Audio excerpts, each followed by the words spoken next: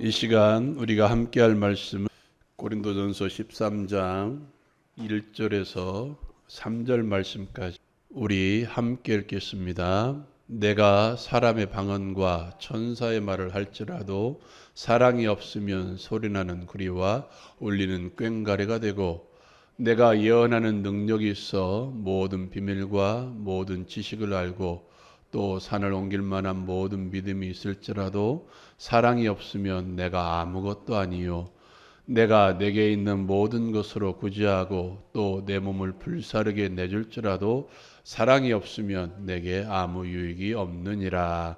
아멘. 여러분, 어떤 모임이건 그냥 모임이 만들어지지 않죠. 목적도 있고 목표도 있죠. 아무리 친목 모임이라도 친목이라는 목적이 있고 목표가 있습니다. 그 친목을 위해서 우리가 이런 것을 해야 되겠다라는 목표가 있습니다. 해마다 이 한 해가 시작되면 목사들도 우리 교회를 이렇게 이끌었으면 좋겠다 하는 목표가 있습니다.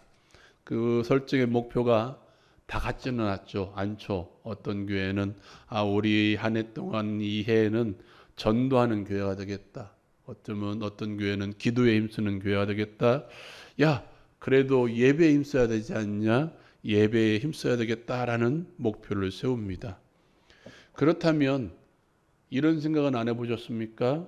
어떤 목적을 가지고 그런 목표들을 세워놨을까? 그건 교회뿐만 아니라 개인적으로도 마찬가지겠죠. 여러 가지 일들을 생각합니다. 오늘에는 이렇게 하겠다, 이렇게 하겠다, 이렇게 하겠다 하는데 어떤 목적을 가지고? 그렇다면 목표보다도 목적이 더 중요하다는 것이 되겠죠. 교회도 마찬가지입니다. 다양한 목표들이 있지만 그 목표들 가운데 목적이 무엇인지 이것을 알아야 됩니다. 우리가 계속해서 은사에 대한 부분을 살펴보고 있는데요. 각종 은사들이 있습니다. 그 은사들은 어쩌면 목표와도 같습니다. 이런 것들 저런 것들. 그렇다면 그런 은사들을 주신 이유가 무엇인가? 이것을 알아야 됩니다. 오늘 저와 여러분이 읽었던 이 말씀은 사랑장입니다. 이 사랑장의 말씀 가운데 양편에 보면 12장에 보면 다양한 고린도 교회의 은사들을 이야기하고 있고요. 14장에서는 그것 가운데 특별히 방언과 예언에 대해서, 왜 방언과 예언을 말하고 있냐면 이것이 고린도 교회에 너무나 많이 있었기 때문에, 또한 많이 있었다는 것은 그만큼 이것 때문에 분란이 많이 일어났다는 것입니다.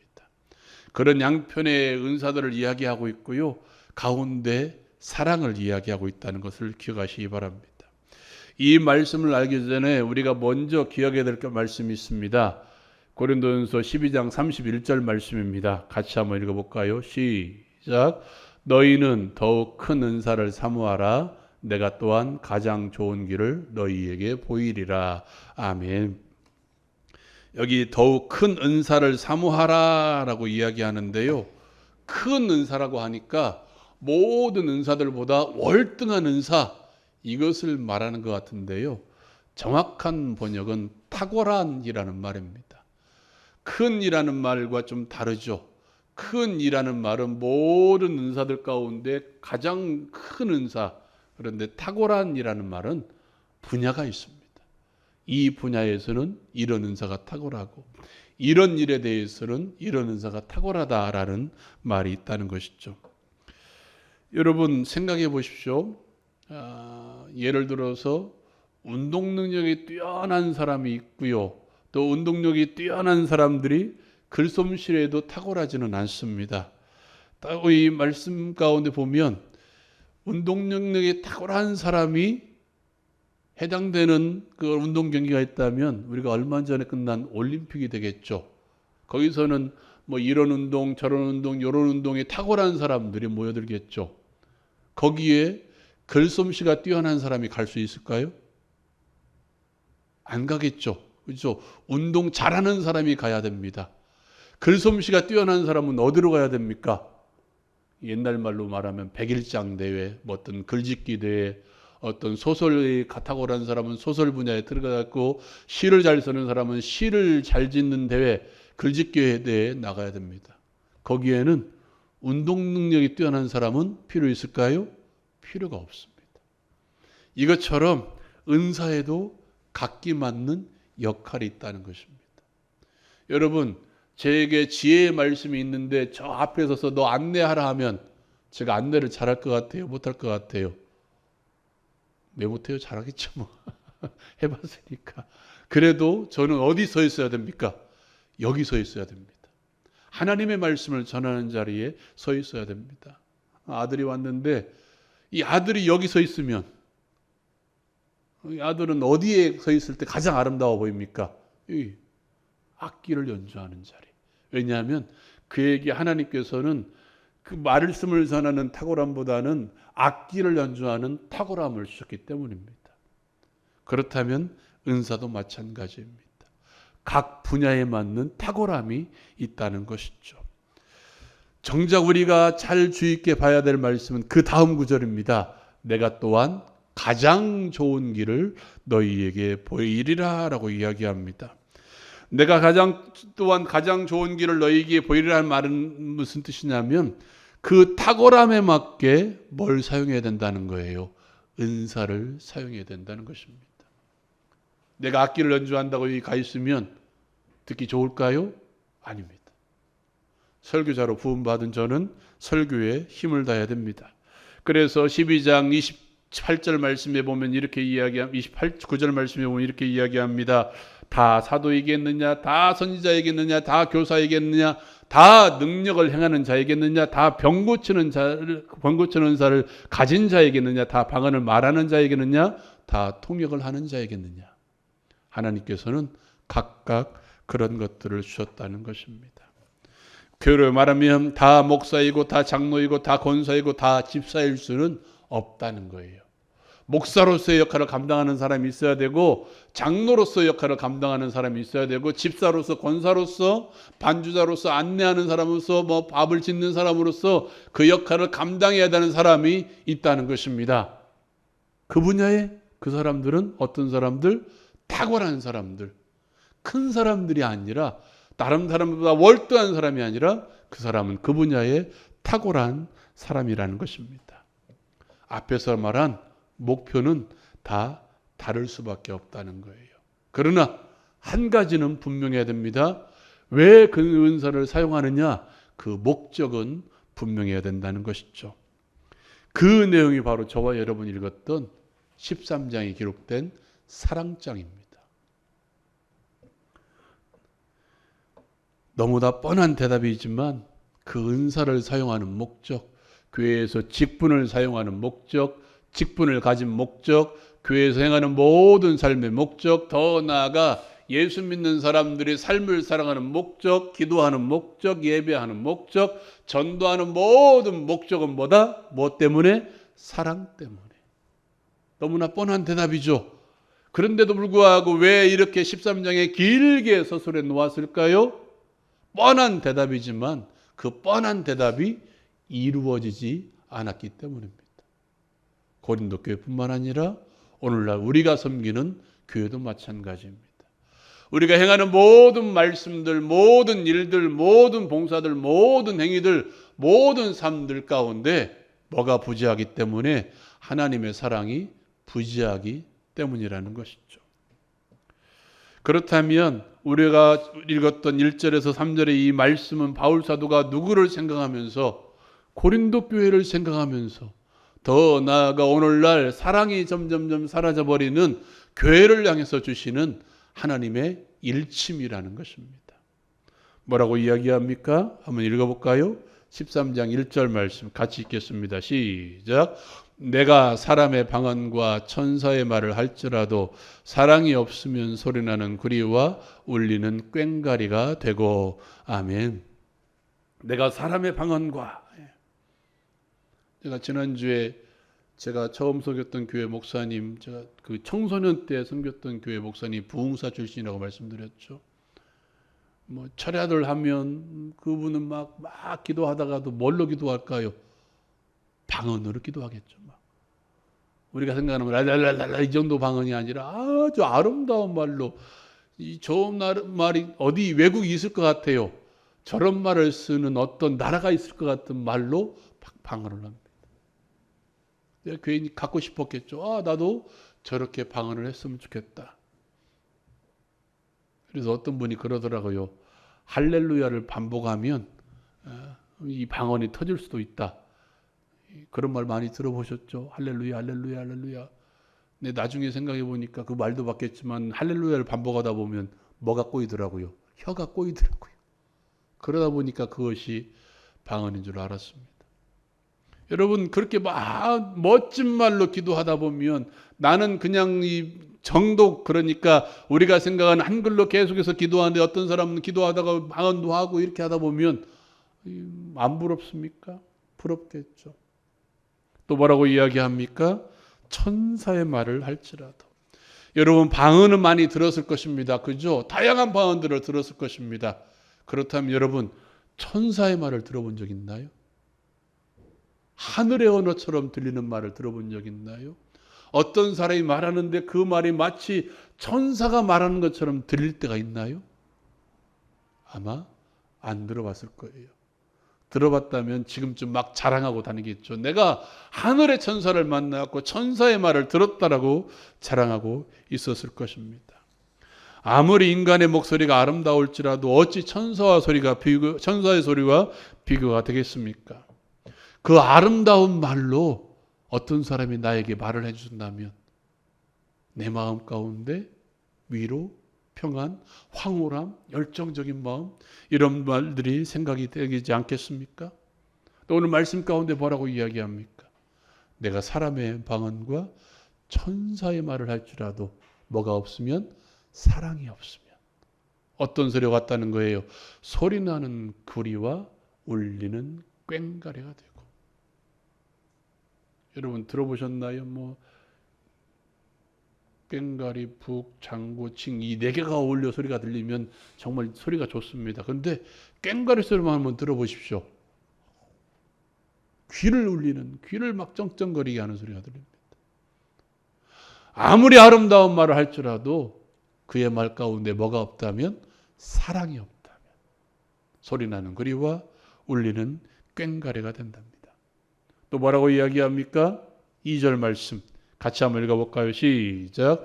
내가 예언하는 능력이 있어 모든 비밀과 모든 지식을 알고 또 산을 옮길 만한 모든 믿음이 있을지라도 사랑이 없으면 내가 아무것도 아니요.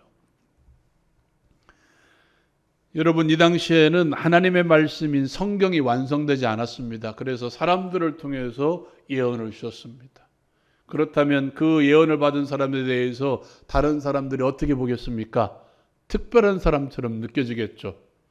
여러분 저는 그렇게 많이 설교를 들었습니다. 어떤 말씀을 설교하는데요. 다 같은 말씀을 하는데 어떤 사람이 조금 다르게 해석하면 막 귀에 들어옵니다. 끌려. 어떤 사람이 말씀을 가지고 나에게 지혜의 말씀을 가지고 열심히 선교를 한다면 그 말씀에 내가 날마다 은혜 받고 그 말씀을 들을 때마다 내가 위로를 받는다면 그 목사님을 따르지 않겠습니까? 그 권사님 혹시 그분이 장로라면 그 장로님을 따르지 않겠습니까? 따르겠죠. 그 사람들이 모든 비밀을 알고 모든 지식을 알고 나에게 그 비밀과 지식을 알려준다면 그 목사님에 대해서 존경하지 않을까요? 오늘은 어떻습니까? 예언이라는 말로 우리에게 너 이렇게 해야 된다, 이렇게 하면 너 이렇게 잘 될 것이다 하고 말씀을 통해서 내가 들려주는 말씀이 있어요. 사람이 있어요. 근데 그 말씀이 이루어졌습니다. 그러면 그 다음에 그 사람 안 찾아갈까요? 찾아가겠죠. 이 당시에 이런 일들이 많이 일어났습니다. 또 뭐라고 이야기합니까? 산을 넘길 만한 모든 믿음이 있을지라도. 여기 말하는 믿음은 우리가 말하는 구원받는 믿음이 아닙니다. 이 12장 말씀에 보면 은사를 말할 때 뭐부터 이야기하냐면 같은 성령으로 지혜의 말씀, 두 번째 지식의 말씀, 세 번째 보면 믿음이 있습니다. 믿음으로서의 은사. 이런 것이죠. 어떤 일을 하는데 믿고 가요. 그냥 교회를 짓는데 저는 개인적으로 교회를 지어도 돈이 모여져야 교회를 짓는 스타일입니다. 교회에 어떤 일을 하는데 이 일을 하는데 예를 들어서 1,000만 원이 들어간다 합시다. 그럼 적어도 얼마? 999만 원은 모여줘야 됩니다. 그래야 일을 하는 사람입니다. 근데 이런 사람들 있지 않습니까? 어떤 일을 하는데 몇 억이 들어가요. 근데 그 교회에 돈이 한 푼도 없어요. 근데 그 일을 해요. 시작해요. 하나님이 주실 것이다 하고 시작해요. 근데 나중에 보니까 그 돈이 주어졌어요. 이게 바로 은사로서의 믿음입니다. 뭔가 일을 할 때 아무것도 없는 상태에서 시작하고 있는 것을 만들어내는 사람들, 아무것도 없는 현실에서 뭔가 이뤄내는 믿음의 은사를 가진 사람들입니다. 아무나 못하죠. 저 같은 사람이 할 수 있을까요? 못해요. 그래서 저는 개인적으로 그런 은사를 가진 사람들을 부러워합니다. 얼마나 멋지지 않습니까? 예를 들어서 나는 돈을 벌지 못해요. 돈 버는 사람이 아닌데 이 집에 한 몇백만 원짜리 뭐가 필요해요. 사! 했는데 그 다음 날 누가 하나님께서 나에게 당신에게 이것을 갖다 주려고 보내왔습니다. 이런 것을 체험한다면 얼마나 멋진가요? 오늘 말씀이 뭐라고 이야기합니까? 그런 믿음이 있을지라도 뭐가 없으면, 사랑이 없으면, 많은 능력을 보여주고 뭔가 멋진 말로, 지혜의 말씀으로, 지식의 말씀으로 성경을 풀어서 각종 이 원어들을 해석해서 설교한다 할지라도 그 가운데 뭐가 없으면, 사랑이 없으면 아무런 소용이 없어요.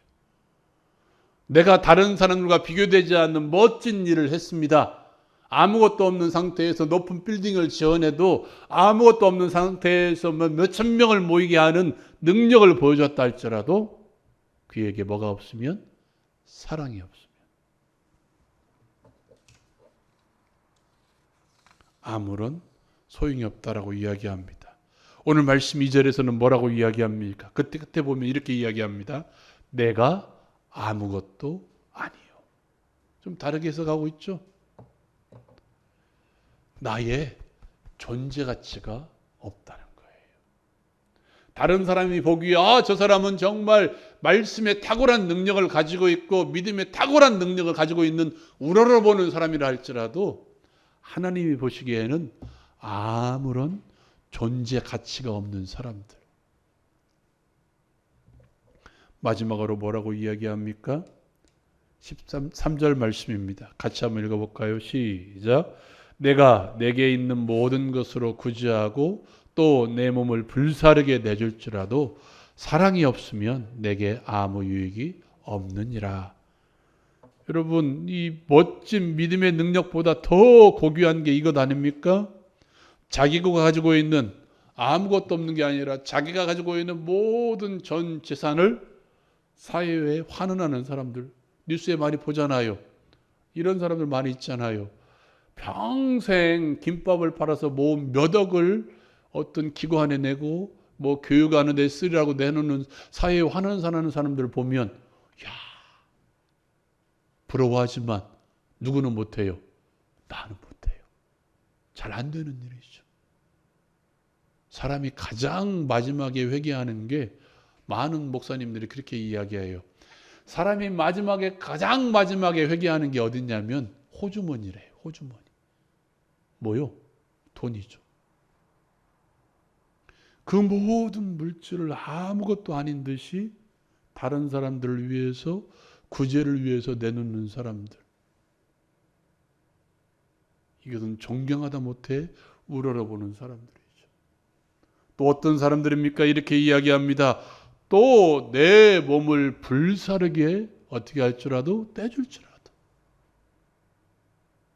어떤 생명을 살리는 일에 당신이 먼저 몸값을 치르십시오 하고 나에게 요구한다면, 어느 나라 가서 이 복음을 전하는데 순교의 제물로 내 몸을 바치는 사람들, 공산권이든지 아니면 이슬람권이든지 다른 타종교에 가서 열심을 다해 복음을 전하는데 순교한 사람들이 많이 있습니다. 지금 제 동기가 인도에서 지금 선교하고 있거든요. 가끔 그런 일들이 일어납니다. 극렬 분자들이죠. 이 차에 타고 가고 있는데 자녀와 함께 차에 타고 가고 있는 이 선교사님들의 그 차에다가 화염병을 집어넣어요. 그 불태워버립니다. 아프리카 어느 나라 같은 경우는 어떻게 합니까? 예수 믿는 사람다는 이유로 구덩이를 파서 사람들을 집어넣고 불을 집어던집니다. 이런 사람들 얼마나 많이 있습니까? 북한 땅은 지금 어떻습니까? 예수 믿는다는 이유로 잡혀서 우리가 잘 아는 저 북쪽 끝에 아오지라는 탄광에 가서 탄광촌에 들어가서 생활하는 사람들, 가족 공동체에서 쫓겨나는 사람들. 비단 그 나라뿐만 아닙니다. 우리나라는 어떻어요? 일제시대 때 많은 목사님들, 많은 이 성도님들이 모판을 걸어가기도 하고 감옥에서 순교하기도 하고 고문을 당하다 죽기도 하지 않습니까? 얼마나 멋진 인생이에요. 얼마나 숭고한 인생입니까? 그 숭고한 인생이 우리가 감히 너 나쁜 놈 왜 그랬어? 왜 죽었어? 하는 사람들이 어디 있겠습니까? 그런데 오늘 말씀이 뭐라고 이야기합니까? 사랑이 없으면 내게 아무 유익이 없느니라. 멋진 황홀한 말, 또 멋진 능력의 역사, 그리고 순교의 삶을 살아가는 모든 삶 가운데 뭐가 빠져버리면? 사랑이 빠져버리면.